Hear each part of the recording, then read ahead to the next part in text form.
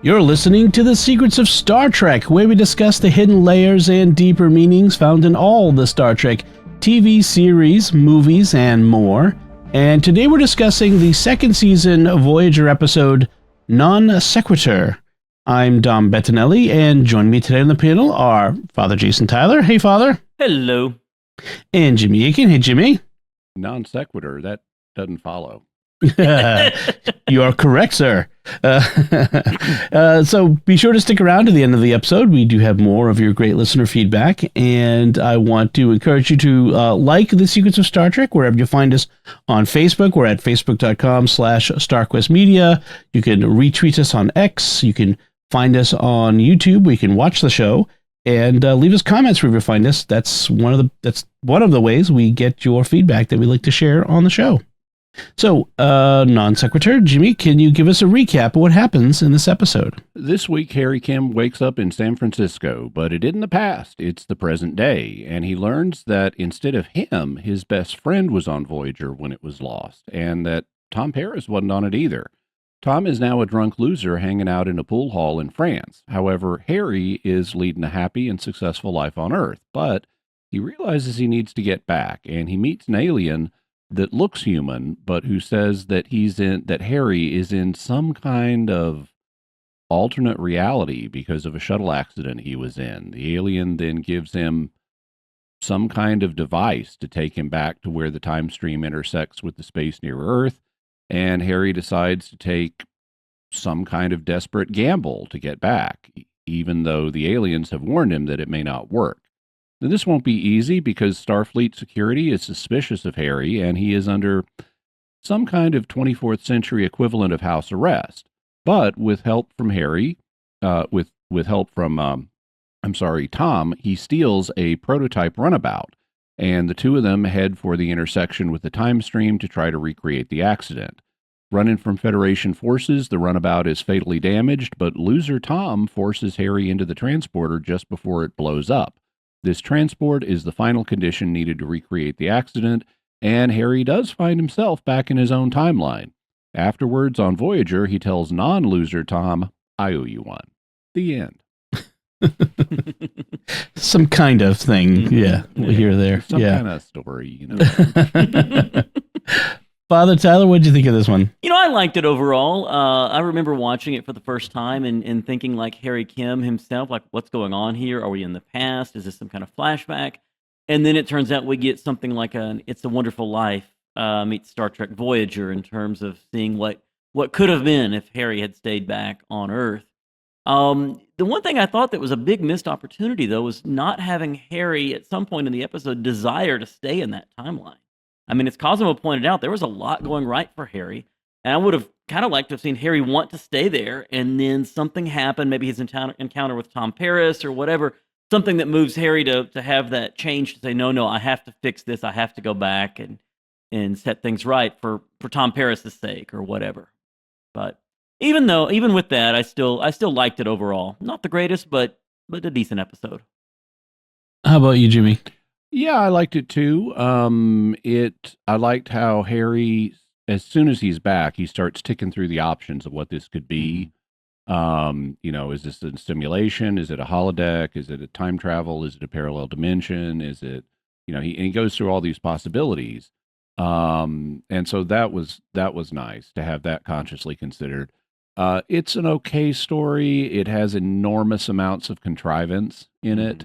The opening scene where Harry's in bed in San Francisco and he's hearing Captain Janeway's voice, something about a shuttle, that weakens it. I think it would have been better if they had not had that, because I agree. That piece of information of Harry was on a shuttle, there was some kind of accident, and now he's here. I mean, they're going to tell us that later. So if you tell it to us now, it starts focusing the mind on how unreal this is and things like that. It doesn't let us fully grapple with the situation. Right. And so I would have just deleted that line. I also agree with Father that having Harry tempted to stay and then having to overcome temptation would have made this a more compelling story. Yeah. I agree. It didn't respect the audience to put that Janeway narrative in. That opening little bit. You can expect your audience to be able to figure it out. We can do it. Give us a little respect. I feel like it was an almost inevitable plot line that you would have at some point early on someone back home somehow. Also, I wanted to say I appreciated a Harry Kim centric episode. Yep. Yes. Because he normally does not get episodes focused on him, at most an A or B plot, but he, and to a lesser degree Tom, really carries this episode. Right. You have nobody else essentially from the main cast here. I did like that it was changed timeline, that this was a reality, not a simulation. So things that he did would matter if he didn't accomplish what he needed to accomplish. He wasn't in a holodeck or something, or some type of mind game by aliens. This was real, a real situation. So I like that. It kind of would have been fun. I was thinking recently, as I watched it, if it had not been Tom but Nick Locarno. If we'd done that, like Lower Decks eventually did, that might have been kind of fun. Yeah. But we didn't get that. I do dislike the whole thing that a lot of Star Trek tries to do, which is, to recreate the conditions, it's impossible. Except it's really easy. Tom has to die, but not really, because there's no lasting consequences as long as they get back to where they need to go. But it's like, there's just no way we could figure out how to do this. Well, if we just fly the shuttle over here and transport, it'll work. It's like, okay, so it wasn't impossible. So that was, it kind of annoys me when they do that a little bit. By the way, you just mentioned something that I think is another criticism of this episode, which is they don't take this alternate timeline seriously. Because in this timeline, there was a Harry Kim who was living with his girlfriend Libby, or his fiancee Libby, prior to the start of the episode, and they ignore that. And I'm like, what happened to that other Harry Kim that was living here? Well, and then when Tom Paris sacrifices himself, it's like, okay, well, if this is really an alternate timeline that's going to continue to exist, that guy just really died. Well, that's the trick, isn't it? It kind of goes to what your theory of alternate timelines is do alternate timelines exist separate from the main timeline? Or, if you changed time, does the original timeline continue to exist, or the alternate timeline? This episode would seem to imply that it does, but because it implies Captain Janeway and Voyager is still out there in their own original timeline, and Harry needs to get back to it, or at least redirect the timeline back to it. But yeah, you're right. I mean, it's sort of, Star Trek has kind of bounced around this many ways, like especially through the Guardian of Forever and that sort of thing, of what the theory for time travel is. In the Search for Whales, the future cease to exist, and so it's sort of, I agree. They don't treat it seriously in this question, and it's a good point. I also wondered, what about Cosimo? Was there a real human Cosimo who operated that coffee shop before this alternate timeline came in and this alien replaced him? And if so, where's that other Cosimo now? Yeah. I assumed on that one that that Cosimo was here, that there was no original Cosimo, that Cosimo was here just to keep an eye on Harry. Right, yeah. Cosimo being the alien who Harry talks to. His coffee is out of this world. So, or out of this time, which is not always so great with coffee. We've had Klingon Raktajino. Now we have Vulcan coffee. I can't imagine I would imagine Vulcans would like tea. I just don't imagine Vulcan coffee, especially extra sweet. That doesn't seem to fit with Vulcan. I took that to be an Earth adaptation. perhaps sort of like the Trente Starbucks. Yeah, that's not really Italian. Why does the skyline outside of Harry's window look like today's skyline and not 300 years in the future? And why does it look like he's on the 20th floor if it's a 4th floor apartment? Well, San Francisco is quite hilly, so maybe it's at the top. I love the fact how they deal with the small outdoor sets that they have to deal with by having these walls that you must pass through to go from one neighborhood to the next, which is kind of ridiculous. But yeah, I liked how hanging on the streets in this part of San Francisco, they have big signs for the Old Town Festival, which presumably would celebrate the history of San Francisco. And so it's like, yay, people are going to be learning about Emperor Norton. Emperor Norton, that's right. Yeah. If you don't know about Emperor Norton, listen to episode 252 of Jimmy Akin's Mysterious World at mysterious.fm, as in FM radio, /252. Yes, you definitely want to hear the story of Emperor Norton. He was a real person. Yep. So you mentioned how Harry goes through the different, possibilities. And so at one point he's like, maybe, his girlfriend, his fiance is an alien. And so he identifies himself by rank and like serial number, like based on everything around you, Harry, I'm pretty sure they got that. Like they know all that stuff. If that's what this is going on, like you're not really going to need to tell him anything. I like his fiance's reaction. She's like, what the heck are you doing? I don't have time for this. Yeah. You were acting really weird, dude. Yeah. And then he goes to, so apparently 8 months out of the academy, he is like a top-notch engineer working on the latest new runabout. Mm-hmm. This fantastic thing. So, I mean, Harry's doing pretty good for himself at this level. And his superior is this lieutenant, I forget the name. And he tells Harry, relax, Harry, if all goes well, you'll walk out of this room a lieutenant. And I was wondering, is this too early for it to be a dig on Harry never getting promoted? Because Harry is the only person in this entire crew who never gets a promotion after 7 seasons. And there's some thought that might have been Garrett Wang's fault. So it's kind of funny. Actually, that was in my notes too. Harry's an ensign in this timeline also, but probably with better prospects for promotion.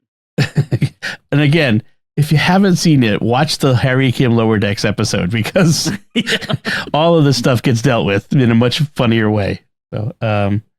So, what else is so Harry tells Libby he only thought about her while he was gone. Is that true at this point? Has he been dating other people on Voyager in that first season? I don't know. I don't recall. I know that Tom Paris was certainly trying to get the two of them fixed up with the Delancey twins. Was that their name? Delaney twins. Twins. Yeah. And Harry does go on dates later in Voyager, but this is only mid-season 2, so I don't know if what he says here may be true. Right. That's true. Yeah, and I mean, there is that pathos. I mean, they didn't really delve into it as much with him and with Janeway, because she left somebody behind too, but all these people left people behind, and you could imagine, including married relationships that got sundered by this Delta Quadrant journey, and how would they have dealt with it? And I wish Voyager had taken those, like we at least we get a little bit of dealing with that here, but they didn't really take it as seriously as take the depth to it as much as I thought you would with a story like that. I wish they had explored things more with Libby, and because she would serve as a temptation for Harry to stay, right? Especially given he's about to marry her, and that's a powerful incentive to stay where you're at. You got a beautiful woman who you love who wants to marry you. Okay, I'm here for that. Yeah, but they don't go that way, and I noticed about at the halfway mark in this, not a lot was happening. The plot really wasn't progressing, and it really then it picks up speed in the second half. But at this point, we weren't really learning anything new. We weren't still having floundering. Any character development. Harry's just kind of floundering a bit. And eventually things come together with him and Libby where he has a serious, she makes the speech about, I want you. And he's like, I've had a different life experience than the man you fell in love with. And you want me basically to be the hero that I feel called to be in this situation. And that pivots her to, even though she doesn't want to lose him. And here's another thing about not taking the timeline seriously. if there was a Harry Kim here before that had lived with her, what does he come back? If this Harry Kim goes, he could have pointed that out to her. I don't know what's going to happen, but if I get back to my timeline, maybe the Harry Kim you were living with will come back here. Which would give her additional reason to help him out. But she does eventually help him out. And so as he goes out a fire escape, which I guess is one reason they decided to put him on the 4th floor instead of the 20th, like it looked. And he goes out the fire escape to escape security, which is at most going to be he did not think through this escape plan well at all. But she jumps in front of the security officers and blocks their exit from the window temporarily, which was a nice heroic moment for Libby. Mm-hmm. Yeah, I love the fact that he's running around with a tracker on his ankle.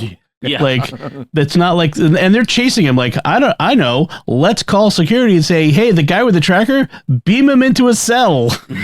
Yeah. Like, duh. But, I mean, at least they eventually have Tom Paris show up to take it off his leg, but duh. Yeah, but he didn't even, he started on the run without even having his escape ship lined up. It's like, dude, you've got to get into outer space, and you haven't even lined up your transport.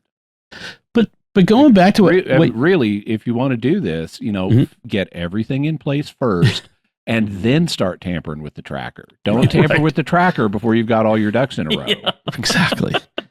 Oh man! So going back to what we were saying about Harry taking this situation seriously, I mean, just the idea that it's not even questioned that whether he would go back to being stranded in the Delta Quadrant with Voyager. Like it's just from the start. It's I need to get back to Voyager. I need to get back to Voyager, and not even question. But wow! Like, isn't this better? And I feel bad for them. And now I could actually tell them that Voyager is lost and give them information about Voyager and help track them down. I mean, there's all kinds of ways they could have made this more gut-wrenching decision for Harry. Yeah, I think the reason they don't, the non-diegetic reason, I think there are two non-diegetic reasons they don't go that way. The first one is they're not going to leave Harry here. We're not spending the rest of our show run in this timeline. Mm-hmm. The other is that, and they're not writing Harry out of the show either, so he has to go back to Voyager. But also Gene Roddenberry's idealism, where everyone has these perfect Starfleet ideals, of duty, and I got to do the right thing according to this sense of duty, therefore I have to go back to my Voyager. And they could have even layered in, I think those are the non-diegetic reasons.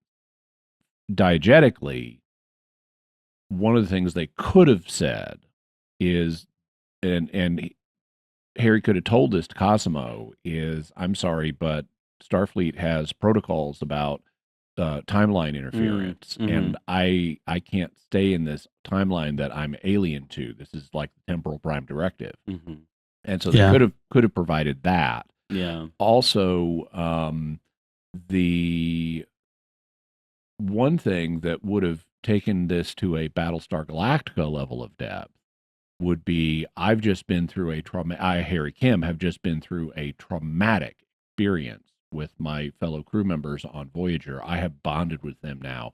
Psychologically, my overwhelming duty is to my comrades. I have to get back to them, not what I would want. Yeah, and I was thinking about you made me think about how Starfleet, just nobody believes him right off the bat. Like, it's just like, you're just crazy. You're just a crazy person, or you're a spy or something. Like, it's not like stuff like this has never happened in all of the history of Starfleet ever. I made the same note. Like, this is a regular Starfleet thing. And he's got just enough evidence, right? Knowing those codes from Voyager should have been enough to say, okay, let's send you over to the doctor over here and do those neurological scans you were talking about, or do some further studying on this, if nothing else. I didn't take it as they were dismissing his claims, just that they're not prepared to believe him yet, and so they're going to keep him under monitoring until they can investigate. I think they have a line like, we'll get to the bottom of this, whatever's going on. Yeah. Although, but I agree, they should be open to extreme possibilities. Anyway. I was going to add, just when he went to go visit Tom Paris, it was immediately suspicion. There was Like he doesn't say anything to allay that suspicion. He doesn't try to offer Tom was on Voyager with me and this is how that happened. And because, like at least give his side of the story, but no, it immediately everything goes toward you're a spy and you're for the Maquis or whoever Tom is supposedly working with. It's like, yeah. By the way, I also had an objection to how does Harry know the Starfleet codes? Right here, do they not?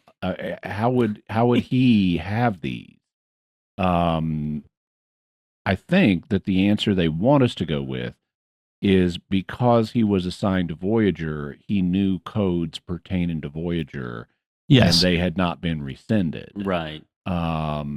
So, okay, I guess maybe, but wow, you guys need to change your passwords. Yeah, exactly. I had similar thought that what they're trying to say is he was on Voyager, so he knows these codes related to Voyager, but he's not getting into Voyager computers. He's getting into Starfleet headquarters computers, and shouldn't those passwords change from time to time? Well, maybe when a ship goes missing, we should change all the passwords from all the people on that ship. Maybe. Also, what is he logging in with? I mean, really, this is just stupid. I guess 1990s security, computer security. But he's got he needs a login ident and a password, and his Harry Kim identity should not have access. Correct. Yeah. In this timeline. It would have never been granted access in this timeline. And so they should be able to just immediately, he should have been denied access. But even if he'd gotten in, they should immediately know we have an unauthorized breach of this classified database. Yeah. By Harry Kim. Yeah. I also found it strange that when he goes to Marseille, he shows up in uniform. Just wander around in your uniform, stand out a little bit. Yeah. That was Sandrine's, right? I mean, that's the bar that Paris modeled. But this is the first appearance of it, right? We haven't had Sandrine's on the holodeck before. Yeah, that may well be the case. I just wondered, in all of Marseille, you're able to find Tom Paris that quickly, really? Yeah. And then later, when in all of San Francisco, Tom Paris finds you that quickly? Right. Running on the street. Yeah. Well, maybe Tom Paris was able to hack into the ankle monitoring tracker thing. They could have said that. Yeah. Speaking of the ankle monitor, they put it on over his pants. Sorry, Harry, you're going to have to wear these pants from now on. Shower in those pants. Maybe just pull them down to your ankles and then shower, then pull them back up again. They'll be a little wet, but it's modern. Maybe they have built-in dryers or something in the clothes. Yeah, I just thought that was funny. Cosimo, when he does reveal himself to Harry, does say, hey, your new life isn't so bad. And I'm thinking, well, it is now. Maybe you could have told him this before he screwed everything up. But, he's an alien, so maybe, they didn't realize he would screw things up so badly. And he's a time alien, so past, future, always have trouble telling those apart. Sure. Yeah. And, one thing I thought in watching this, too, and last night is this Cosimo character would have fit in well in Prodigy toward the end when we started seeing we got Wesley Crusher and Gary Sevens people and all those others. That this is one of those types of characters. True. Yeah, he could have been another whatever they call him, time agent. Yeah. Right. And we had what would we have in Discovery with the Guardian of Forever as well? It was another one of these outside of time sort of characters that make things happen. So yeah. Speaking of the theory of time travel and this sort of thing, this actually came up on Memory Alpha when they were interviewing the actress who played Libby, who just had no idea what was going on and whether her Harry would come back. She brought up the same questions, so I thought that interesting that the actress herself had issues. And if even actors can figure out the right questions to ask, that tells the writers what they need to answer. And then also to give you an idea of why Garrett Wang was a bit of a problem on the show, like he in fact says at some point, when he got the script for this, he said he went into the production office and said, you know what, you guys have tortured Harry, done all these things to him. I'm glad we're finally getting a Harry episode. He's romance, action. Could we spread it out over the season? It's like, look, dude, we're giving you the episode. So, I wonder if Garrett Wang is older and wiser now. I assume. I'm sure. I know he's older. I assume he's wiser. Yes. Just a little tidbit. It is one of 17 Star Trek episodes with a Latin title. So, little trivia for you there. I'm trying to look at anything else. Anything else, Father, from your notes? One small thing is, they say when they're getting on that ship, it's in space dock, and they have to get out of space dock and through the space doors. We never get an external shot of space dock, like we had, say, in Star Trek 3 and a couple of other different times. And they do show, the doors closing, but the doors, and of course, things would have changed, right? Some time has changed. They don't look like they did in Star Trek 3. They reminded me more of the Dyson Sphere from TNG episode Relics and the way it was closing. And I was just briefly wondering if they had reused some of that footage. Interesting. But they did reuse footage from some of the movies here. Mm-hmm. Okay. Yeah. Like San Francisco and stuff. Mm-hmm. I can imagine they didn't want to create new, although it would have been cool to have new footage of the runabout itself going out of space dock as opposed to other stuff. But yeah. And apparently they were going to have the Admiral who's interrogating Harry be Deanna Troi. That's they love to bring back Deanna for whatever reason. Deanna Troi in different series after TNG. They had a thing about bringing her back for stuff. Kind of funny. Well, at least they did in Voyager. Yeah. Because she eventually is with Barclay. As he's having, they think he's going crazy, imagining Voyager out there or whatever. And you can contact them. That's frankly a better use of her character. I know she took the train and needed to become the watch officer on the bridge, but counselor to admiral is not a plausible career path. Right? Counselor to interrogating prisoners. Yeah. And that's especially admiral. I mean, they could have her interrogate prisoners, but using her betazoid abilities, but she wouldn't be an admiral. Right. I don't think they were going to make her an admiral. I think they were just going to have her as Counselor Troi instead of an admiral doing it, which, possibility. Anything else, Father? Nothing else for me. How about you, Jimmy? Nope. Good. Then we will put the lid on Sequitur and go to our feedback. And this is from our recent episode on Carbon Creek, the Enterprise episode. And on YouTube, Q Photo writes, I also enjoyed this episode, but for slightly different reasons. In telling a story of events in the past, it is usually filled with science fiction tropes that are very predictable. This episode benefits from the trope less traveled. When I first viewed this episode, I fully expected Mistral and Maggie to get together and have a child, for Jack to be revealed as a soon-to-be famous astronomer like Carl Sagan, and for Mistral to be the cause of multiple incidents throughout human history, among others. The fact that they avoided these tired tropes and made an original-ish story made this episode just a step above all other similar plot lines. So they did have one thing like that, which was... it's not T'Pol, but Tamir. They had Tamir introduce Velcro. Yeah. But you're right. They could have done all these other things, and they didn't, and that was good. It's not like, if you make a Han Solo prequel movie, you've got to explain every little thing about Han Solo, including he got his name, where he got his dice. And the dice that have never even been mentioned in a line of dialogue. Right. I know. That's such a temptation for writers and directors to do that sort of thing. I'm glad they didn't fall for it in this one. We got here at the one crucial moment where everything gets explained.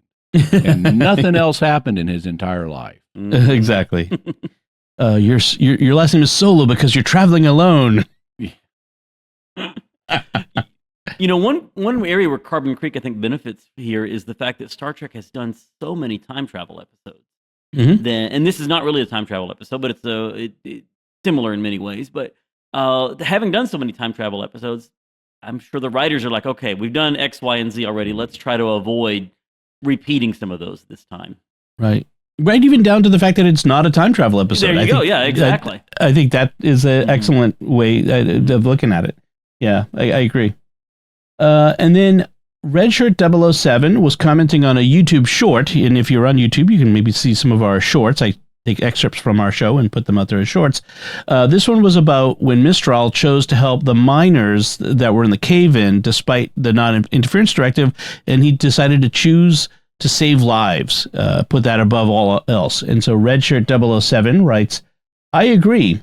I will say that because of all of his interactions with the town people, the miners, and the barkeep, it, like T'Pol, Spock, any other Vulcan who spends a decent amount of time with humans, helped break down his normally controlled Vulcan emotion shields. While Strawn was being picked on for his Three Stooges haircut, that one lady who really wanted her pipes cleaned, and his overall disposition about being stranded kept him and his shields up and relied more on his training and the Vulcan Science Directorate. I've always enjoyed how the writers from all of the Star Trek shows have always tried to put that human twist of compassion, more of the whole, and just being a decent person up front and showing that nearly everyone can change. Except Sela, though. That was his addendum.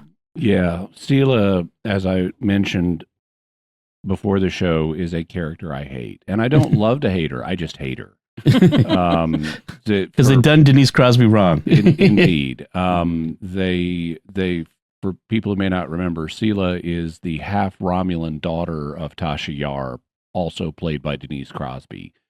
And it's like they did terrible with Denise Crosby and gave her a terrible death. I mean, a badly written death. Yes. Mm-hmm. And then they redeemed it with one brilliant episode. And they said, yay, now that we fixed Denise Crosby, let's break her again. And they introduced Sela. So yeah. I'm not a fan of that character. But you're right. I suspect Sela will never change. Yes. If they brought her back today in some Star Trek series, she would still be the same bad person. Yes, I agree with that. All right. So thank you both for your feedback. We do appreciate it. We love getting feedback.